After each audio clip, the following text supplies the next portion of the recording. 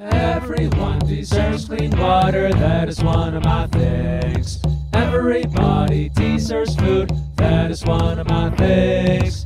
Everyone deserves housing, that is one of my things. Everybody deserves clothing, that is one of my things. Thank you for listening to my things. Change the world before the ship sinks. We deserve to get our needs met. No monetary system, no more debt. So a big part of why the left wing comes to the wrong answers is because they begin by asking the wrong questions. And I grew up in an extreme left-wing family. My family, to call them left-wing would be an insult to the left wing. I mean, my parents were communist extremists. They weren't even moderates compared to other communists. A better way to phrase this question is not about what you deserve and what you demand the government provide you with. And not to put too fine a point on it, but let's think for a moment about the meaning of the word government.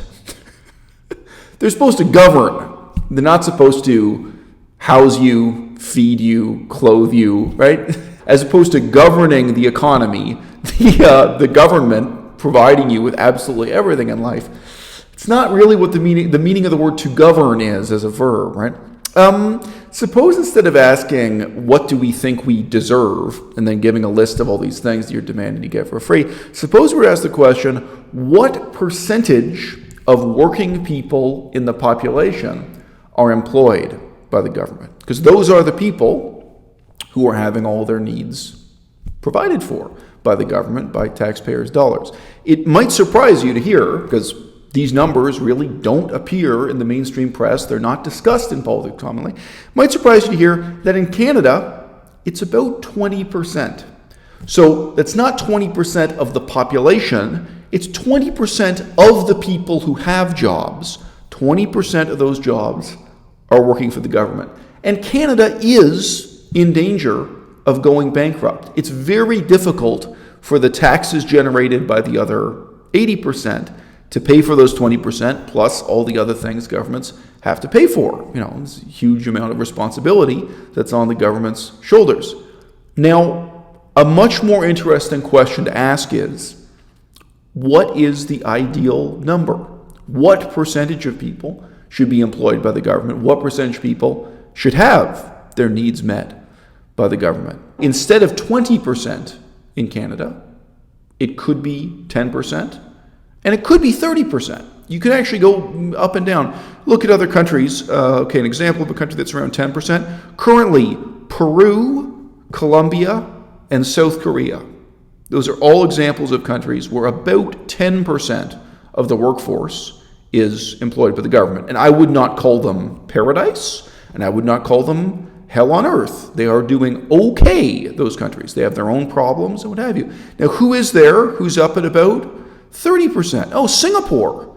So Singapore is famous for having a very active government sector. Norway, 37%. Many people right now on the American left wing talk about Denmark being a sort of ideal society, a hybrid of socialist and capitalist elements. In Denmark, 31% of the workforce is employed by the government, is having their salaries paid by taxpayers, is public sector in this sense, right? Is Denmark the ideal? Is that the perfect balance in society? Or is it Cuba, a communist country at 77%? That's a meaningful question to ask. What's the balance of private sector and public sector that's ideal? And even though it may sound appealing as propaganda, the question being posed here by John Sakars, it's inevitably going to come to all the wrong answers because he's fundamentally asking the wrong question. Can we heal the world? The answer is yup. Healthcare should be free. That is one of my things. Public transit should be free. That is one of my things. Free college for everyone. That is one of my things.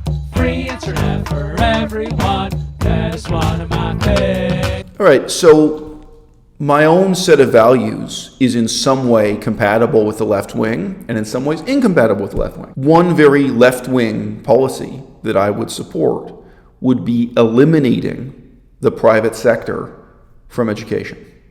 All right? I don't think private for-profit companies should operate prisons. I think those should be entirely government public sector employees, the prison system. Likewise, I don't think private for-profit companies should be operating schools for children. I don't think churches or mosques or synagogues should operate schools for children. I think religion should be eliminated from schools. I think private for-profit corporations should be eliminated from schools. That actually puts me on the left-wing fringe in Canada. Almost nobody on the political spectrum is willing to take this position, because in Canada, that would mean kicking the Catholic Church out of education, right? That would be a big deal, be a huge change. The Anglican Church too, and so on and so forth. It would mean shutting down a lot of private for-profit corporations. University education, my perspective is the same thing. I don't think we should have religious groups and for-profit foundations and corporations offering university-level education out there. So the most extreme way to implement that view of the world would be to make the role of teacher and university professor a direct public sector government employee, in the same sense that members of the military are government public sector employees. Right? They're paid with taxpayers' money. They answer to a code that's provided to them by the government and so on, and that's it. Where there is no private for-profit role, there's no management coming from a church group, nor from a for-profit corporation. What would be the outcome of that? It would mean that statistic we looked at before, Canada, right now about 20% of all employees are government employees, public sector employees. You'd be bumping up that number. You'd be increasing the percentage of the population that's in that tax money spending part of the economy, and you'd be shrinking the part of the economy that's generating tax revenue, that's generating profit and value and new products and innovating and so on, for the sake of that ideal. And yeah, you know what? One of the outcomes of my approach to education would be that education would be cheaper for everyone. It might not be free, but it would be dramatically cheaper. It could be more efficient and more effective if it's managed well, if it's transparent, if it's democratic, if it's accountable.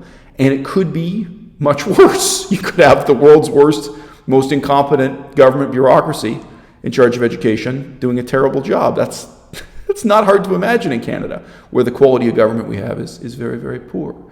So I just say I'm not approaching this as someone who idealistically presumes that the free market has all the answers.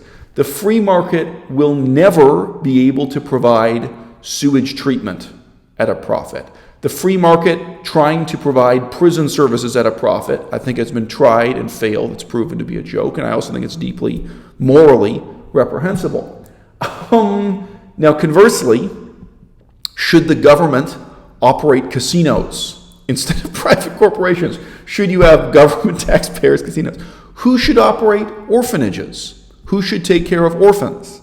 Do you really think that can be farmed out to the private sector on a for-profit basis, the same way that governments have tried to sign contracts to have for-profit companies generate electricity, build roads and bridges, the same way the government tries to have for-profit corporations take on as many roles of the government as they can, so that more and more of the economy is in that profit-generating side of the equation and less is dependent on draining taxpayers' dollars.